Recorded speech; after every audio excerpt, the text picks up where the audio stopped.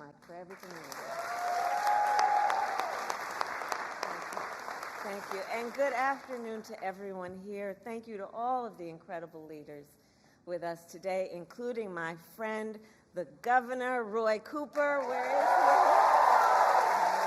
he? Here with his daughter.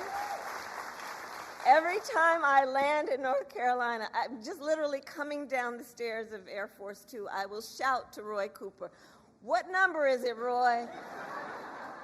And today he shouted 16, which is the number of times I've been in this beautiful state since I've been vice president. Every time. I want to thank your next governor, Attorney General Josh Stein. He's doing incredible work. He's going to be an extraordinary governor. Representatives Adam, Manning, Foushee, and Nickel, thank you all for your support, for your friendship, for your leadership. Chair Thomas of the Wake County Board of Commissioners, thank you for all that you do. And to all the leaders that are here today, including the students and instructors here at Wake Tech North. Thank you. Thank you. So thank you all. So listen, this election, I do strongly believe, is about two very different visions for our nation.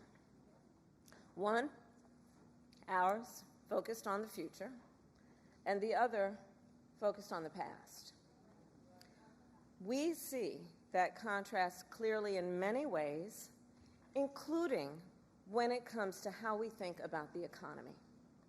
So our country has come a long way since President Biden and I took office. At that time, we sadly remember the millions of Americans that were out of work. We were facing one of the worst economic crises in modern history. And today, by virtually every measure, our economy is the strongest in the world.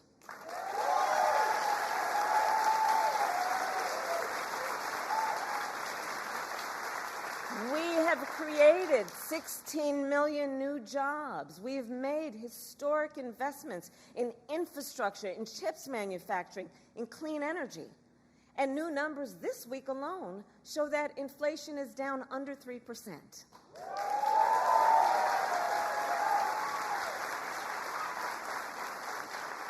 And as President of the United States, it will be my intention to build on the foundation of this progress. Still, we know that many Americans don't yet feel that progress in their daily lives. Costs are still too high. And on a deeper level, for too many people, no matter how much they work, it feels so hard to just be able to get ahead. As president, I will be laser focused on creating opportunities for the middle class that advance their economic security, stability, and dignity.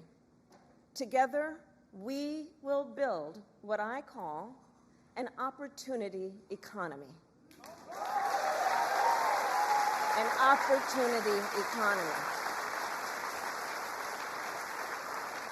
An economy where everyone can compete and have a real chance to succeed.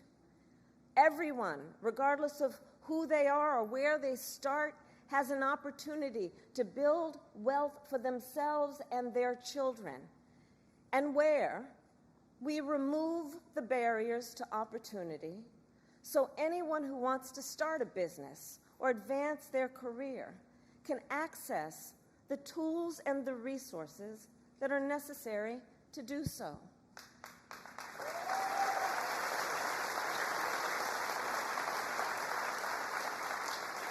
I will focus on cutting needless bureaucracy and unnecessary regulatory red tape, and encouraging innovative technologies while protecting consumers, and creating a stable business environment with consistent and transparent rules of the road. As president, I will bring together labor with small businesses and major companies to invest in America, to create good jobs, achieve broad-based growth, and ensure that America continues to define the future and lead the world.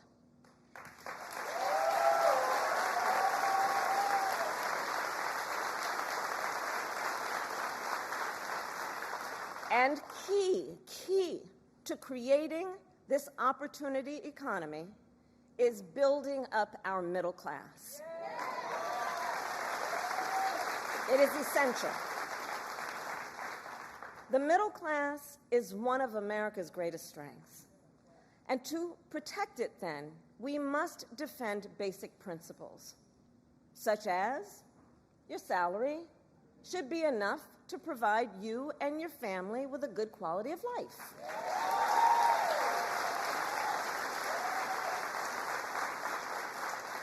Such as no child should have to grow up in poverty.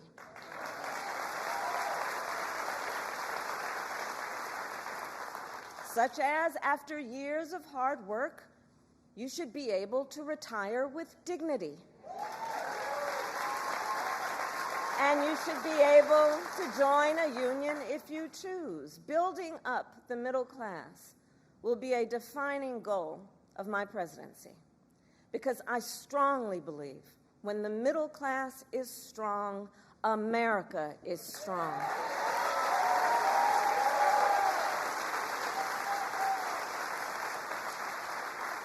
So in the weeks to come, I will address in greater detail my plans to build an opportunity economy. And today, I will focus on one element that's on the minds of many Americans as they pay their bills at the kitchen table or walk the aisles of a grocery store. And that is lowering the cost of living.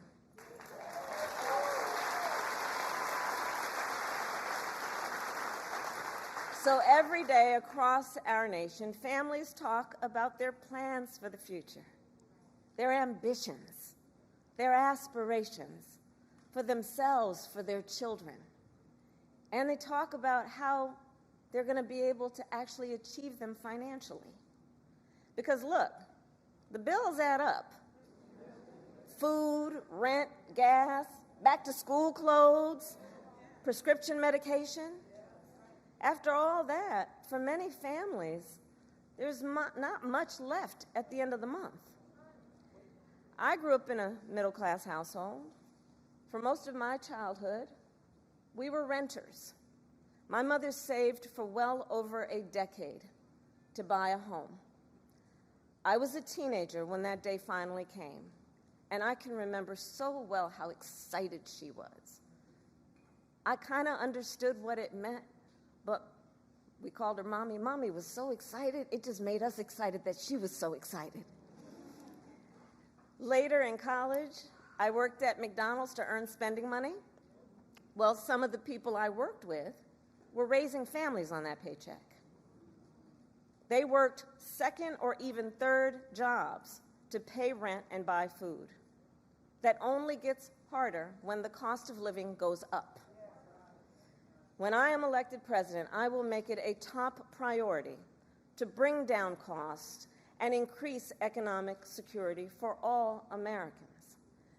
As president, I will take on the high costs that matter most to most Americans, like the cost of food.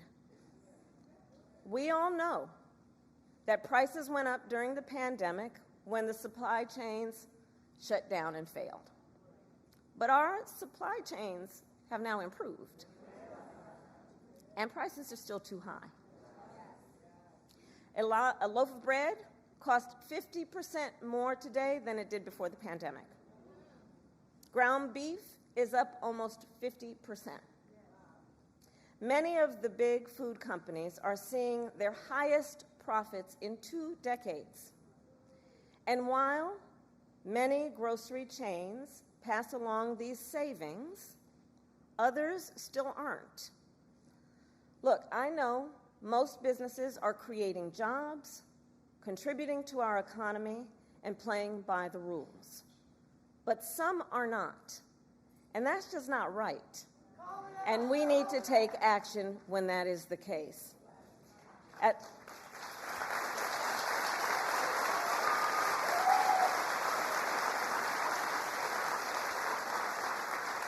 As Attorney General in California, I went after companies that illegally increased prices, including wholesalers that inflated the price of prescription medication, and companies that conspired with competitors to keep prices of electronics high. I won more than $1 billion for consumers.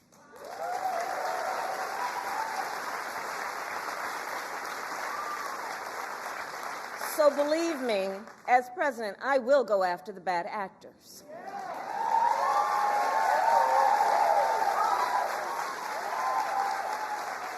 And I will work to pass the first ever federal ban on price gouging on food.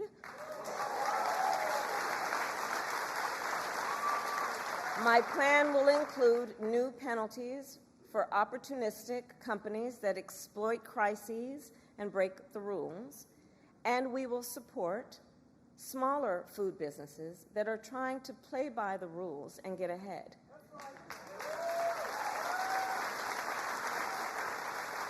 We will help the food industry become more competitive because I believe competition is the lifeblood of our economy.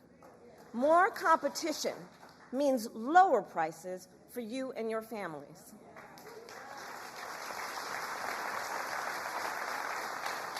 Now compare what Donald Trump plans to do. He wants to impose what is, in effect, a national sales tax on everyday products and basic necessities that we import from other countries.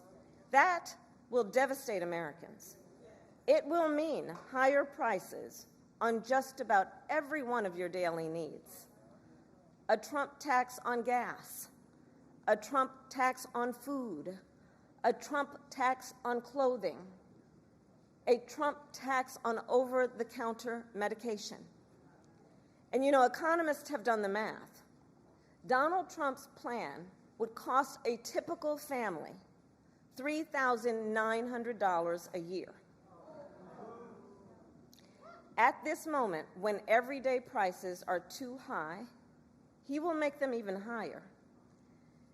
As president, I'll take on the issue of the cost of health care.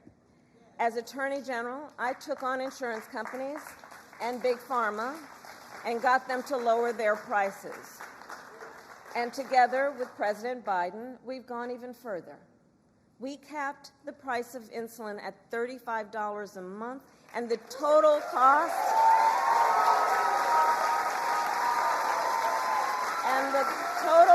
of prescription drugs at $2,000 a year for seniors. We let Medicare negotiate lower drug prices for seniors. And just yesterday, we announced that we are lowering the price by up to 80% for 10 more life-saving drugs.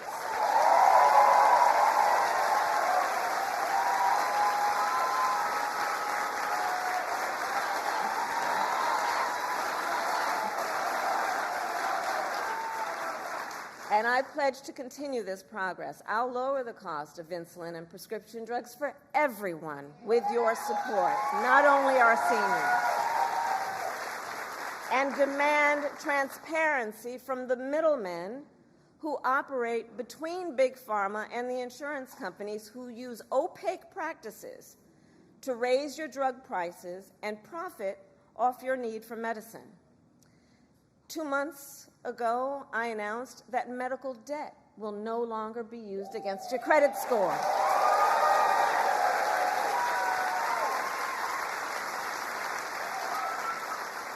And I will work as president with states like here in North Carolina, Roy Cooper, thank you again, to cancel medical debt for more and more, millions more Americans.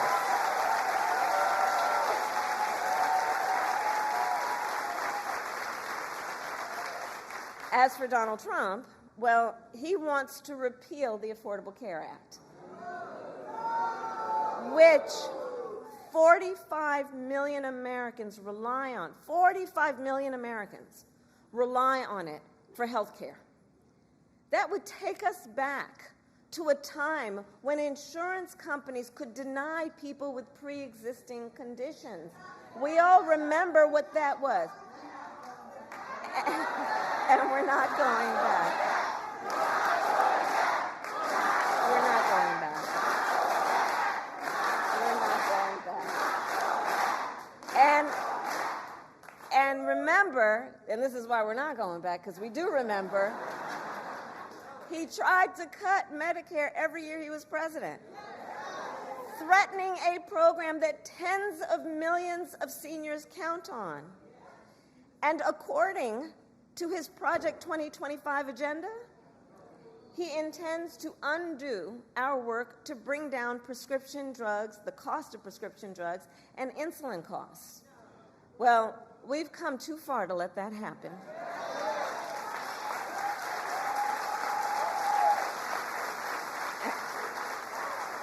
So we're not going back on that, and let's talk about the cost of housing. So now, the housing market can be complicated, but look, I'm not new to this issue. As State Attorney General, I drafted and helped pass a homeowner Bill of Rights, one of the first in America. And during the foreclosure crisis, I took on the big banks for predatory lending with many of my colleagues, including Roy Cooper, and won $20 billion for California families when I was Attorney General.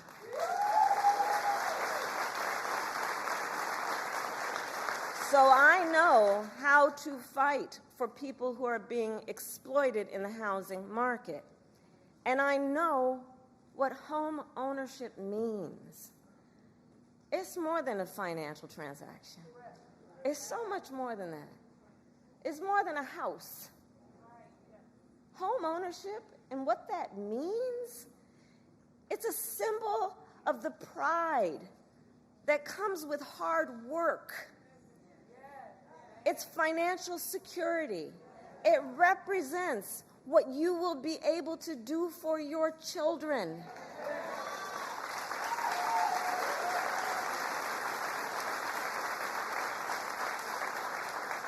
And sadly, right now, it is out of reach for far too many American families. There's a serious housing shortage. In many places, it's too difficult to build, and it's driving prices up. As president, I will work in partnership with industry to build the housing we need, both to rent and to buy. We will take down barriers and cut red tape, including at the state and local levels.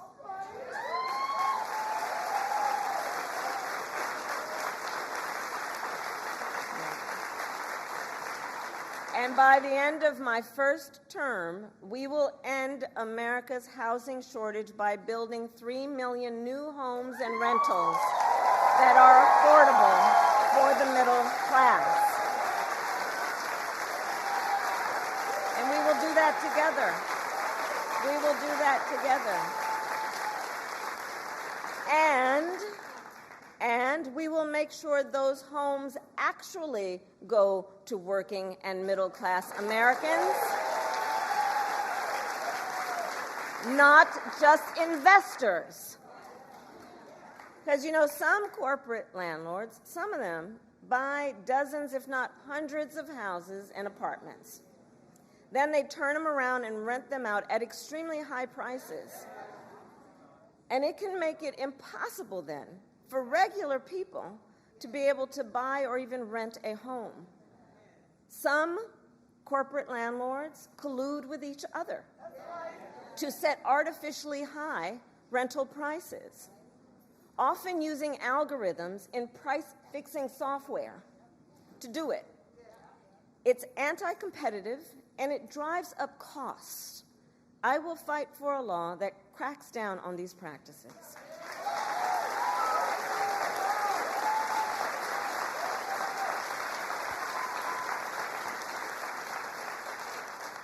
We also know that as the price of housing has gone up, the size of down payments have gone up as well. Even if aspiring homeowners save for years, it often still is not enough. So in addition, while we work on the housing shortage, my administration will provide first-time home buyers with $25,000 to help with the down payment on a new home.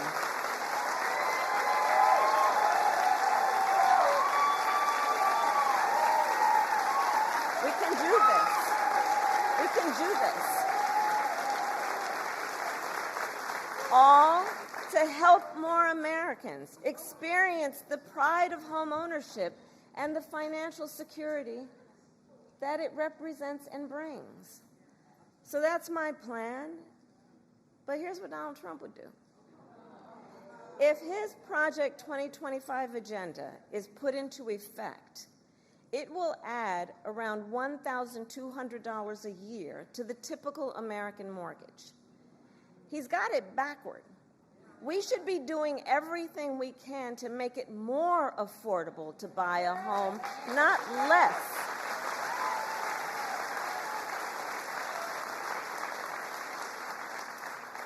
Finally, there's one more way I will help families deal with rising costs, and that's by letting you keep more of your hard-earned money.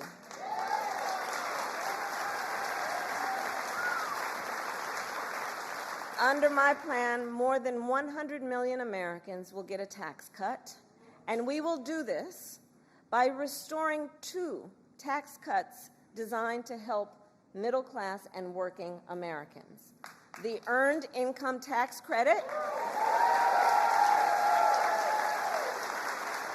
and the Child Tax Credit.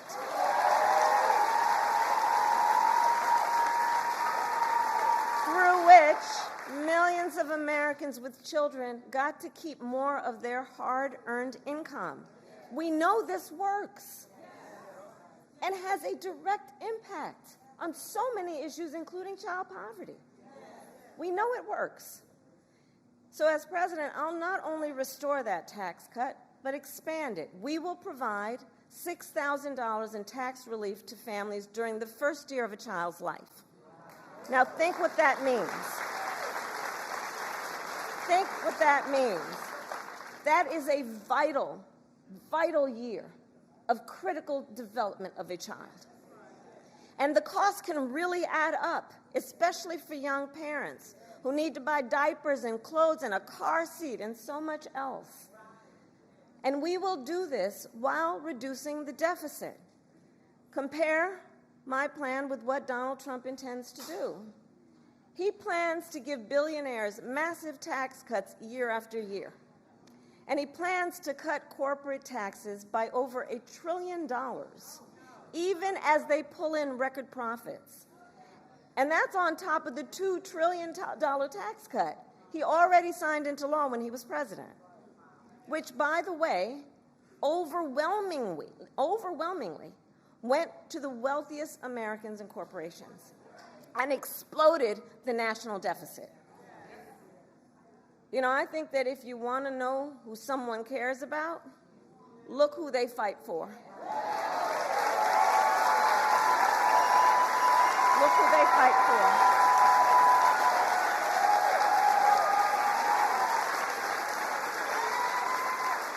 Donald Trump fights for billionaires and large corporations. I will fight to give money back to working and middle-class Americans.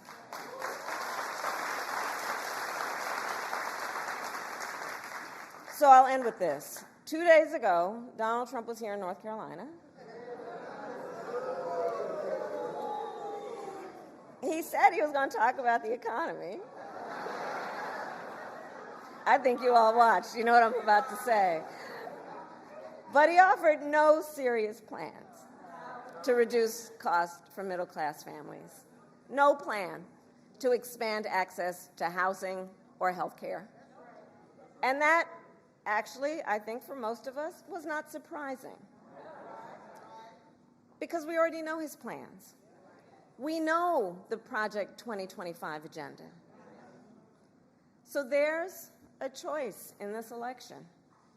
Donald Trump's plans to devastate the middle class, punish working people, and make the cost of living go up for millions of Americans. And on the other hand, when I'm elected president, what we will do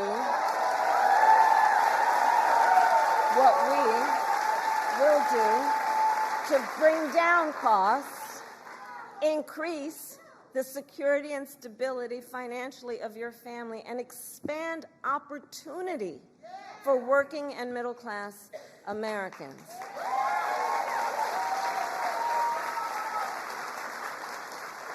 So now is the time to chart a new way forward. Now is the time to chart a new way forward, to build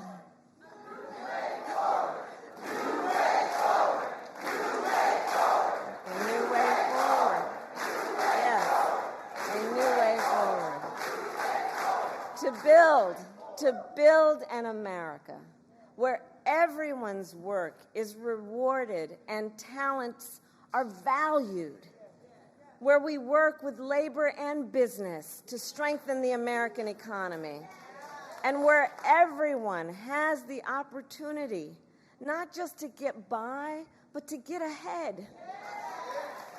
So I thank you, North Carolina. We're going to get this done. And with your help, God bless you, and God bless the United States of America. God bless you.